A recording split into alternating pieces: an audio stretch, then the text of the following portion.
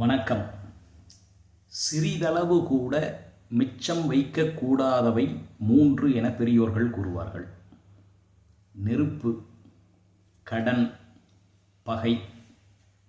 இந்த 3ம் மிக சிறிய அளவு நீங்கள் மீதம் வைத்திருந்தால் கூட அது பொறுமையாக காத்திருந்து, தகுந்த காலம் வரும் வரை காத்திருந்து, உரிய நேரத்திலே நம்மால் சமாளிக்க முடியாத அளவுக்கு பெரியதாக வளர்ந்துவிடும், நம்மையும் அழித்துவிடும்.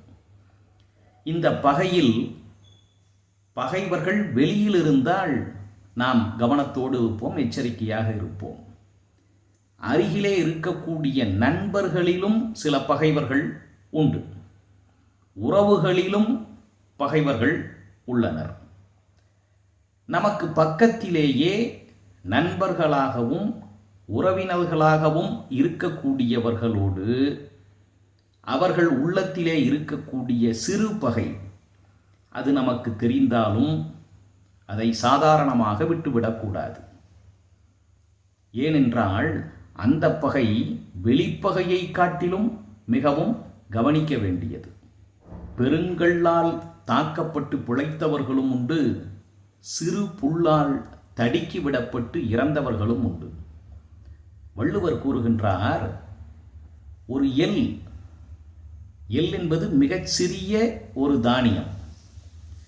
அந்த எள்ளை பகுதியாக பிரித்தால் அந்த எள்ளின் ஒரு பகுதி எவ்வளவு சிறியதாக இருக்கும் என்று பாருங்கள். அந்த அளவுக்கு சிறிய பகையாக இருந்தாலும் கூட உட்பகையை நாம் கவனிக்க வேண்டும், பொருட்படுத்த வேண்டும். தெரிந்தால் அதை முனையிலேயே கிள்ளி எறிந்து அழிக்க வேண்டும். எள்ளின் முனையளவு, எள்ளின் ஒரு பகுதியளவு என்று நினைத்து பகையின் அளவை மிக குறைவாக மதிப்பிட்டு நம்முடைய வீழ்ச்சிக்கு நாமே காரணமாக இருந்துவிடக்கூடாது.